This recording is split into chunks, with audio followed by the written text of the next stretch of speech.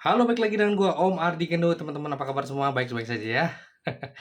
Teman-teman, barusan gua lihat video channel sebelah dari ANR Project. Mungkin teman-teman juga udah sering lihat lah ya. Mungkin teman-teman juga salah satu subscribernya. Dan saya melihat sendiri dan saya mengomentari apa yang menjadi bahan tema yang bersangkutan mengenai KUR BRI kenapa terlambat ya. Nah, saya katakan teman-teman sebelum lihat video ini, coba lihat videonya dari ANR Project dulu si Mbaknya yang manis dan imut tuh.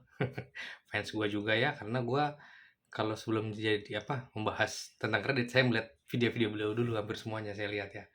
Ya nggak apa-apa kan ikut belajar ya, nggak beliau kan senior saya jauh di atas saya kan, secara YouTube ya nggak. Jadi saya ingin mengomentari. Tapi jawaban yang saya omongkan bukan dari beliau ya. Jadi beliau kan menjelaskan, kenapa KUR BRI terlambat dan menurut saya apa yang beliau jelaskan itu adalah sangat-sangat tepat ya teman-teman ya. Jadi kalau ini sekarang komenan dari saya, bukan komenan dari beliau nih, yang keluar dari mulut saya, bukan dari beliau, enggak. Jadi kalau menurut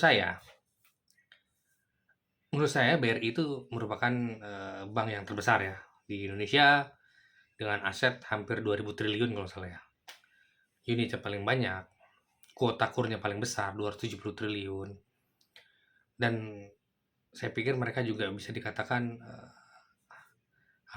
saya bilang sih mereka bank sebesar itu jadi semacam jadikan ujung tombak dalam hal penyaluran KUR yang yang yang sebenarnya mereka sendiri bisa dikatakan sulit untuk mencapainya.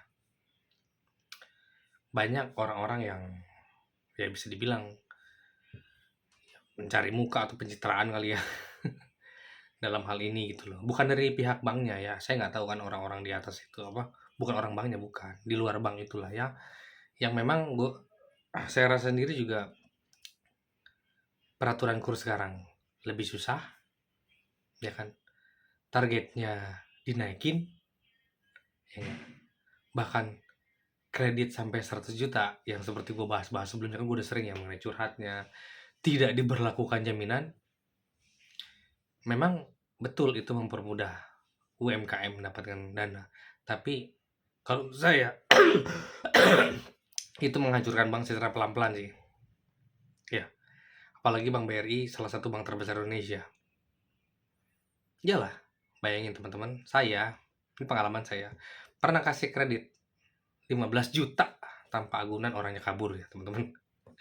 Segitu saya tahu orangnya hilang ya. Apalagi sampai 100 juta. Ya walaupun teman-teman bisa protes sih, Pak ini peraturannya seperti ini ya. Seperti gue bilang. Di video gue sebelumnya gue cerita mengenai susahnya eh mengimplementasikan 100 juta tanpa agunan tambahan. Tapi di video gue sisi lain ya teman-teman kalau misalkan 20 juta, kalau memang peraturan seperti itu ya teman-teman bisa protes sedikit lah ya. Walaupun ujung-ujungnya gue tahu teman-teman juga akhirnya ikut mantrinya kan. Yang ada beberapa komen malah bilang, "Pak, kalau nggak pakai jaminan, Bang, kalau nggak pakai jaminan kayaknya nggak enak." Nah, itu baru bagus ya. Karena kenapa gue bilang BRI ini jadi semacam kayak kayak bahan pencitraan orang-orang yang orang-orang yang mungkin nggak ngerti lapangan kali ya. Ya bayangin 270 triliun. Berarti sehari kalau di video channel sebelah bilang kan sehari harus 1 triliun ya nyalurin kredit KUR. Kebayang dong 1 triliun. Mengakomodirnya seperti apa? Ya enggak? 1 triliun per hari. Di bank gua aja ya nggak sampai ya 15%-nya doang, bayangin coba. Bank gua aja ya. 15% doang BRI bayangin. Itu riuh. Sosial berkasih. Apalagi yang 1 triliun sehari. Kebayang dong kalau mantrinya salah nganalisa. Ya enggak? Gue banyak punya teman mantri ya teman-teman ya. Mereka tuh Sabtu Minggu masuk loh teman-teman. Nggak selalu sih, kadang masuk ya. Gue juga kadang-kadang masuk kalau akhir bulan ya nggak nagih. Seperti itu teman-teman. Jadi memang intinya sih saya mengapa ya,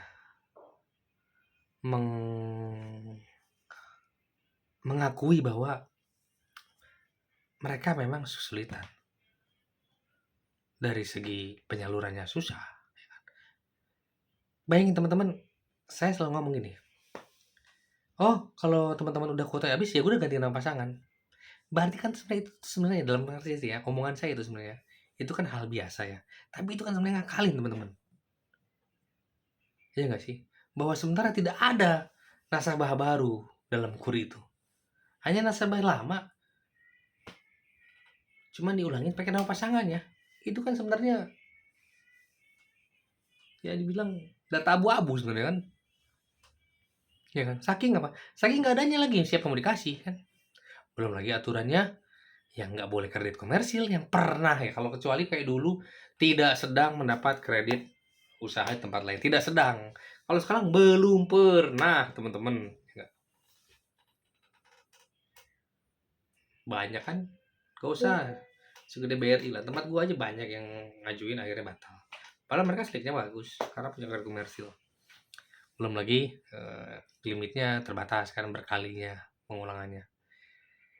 Akibatnya apa? Kalau semua orang di-push ya, ini teman-teman ya, di struktur organisasi ya, kalau di atasnya gaduh, riweh, ke bawah otomatis riweh teman-teman. Itu organisasi gitu ya. Kalau bosnya riweh nih, puyeng, bawah ikutan puyeng. Akibatnya apa? Jangan sampai nih teman-teman mantri, ya gue nggak ngomong di BRI ya, di bank lain pun, kalau terlalu di-push target, yang ada ngasihnya sembarangan ya. Padahal kan diketahui sendiri bahwa dana kur itu 100% dari nasabah ya. Nabung, tabungan, deposito, giro. Jadi teman-teman kan suka ada komen, emang dana kur udah turun ya? Kan udah turun. Dana kur turun tuh apa? Nggak ada dana kur turun. Dana kur itu emang udah ada. Dana kur itu dana nasabah kan gitu. Padahal gue udah bikin tuh video, dana kur berasal dari mana. Tapi masih ada aja yang komen, dana kur kan udah turun. Nggak ada dana kur yang turun, dana kur udah ada. Ya, dana siapa? Dana teman-teman semua yang nabung. Kan dana kita juga yang nabung kan. Dipakai kan, dipinjem bank kan. Kan gitu ya. Bank ada yang nyimpan, sama bank disalurkan lagi buat kredit gitu. Kalau sini macet, macetnya banyak. Misalkan dibolarin karena tanpa agunan. Si menterinya salah ngasih kan karena di push target. Lari semua nih, dana keluar semua nih. Pinjaman semua kan. Macet. Terus yang balikin ke nasabah siapa?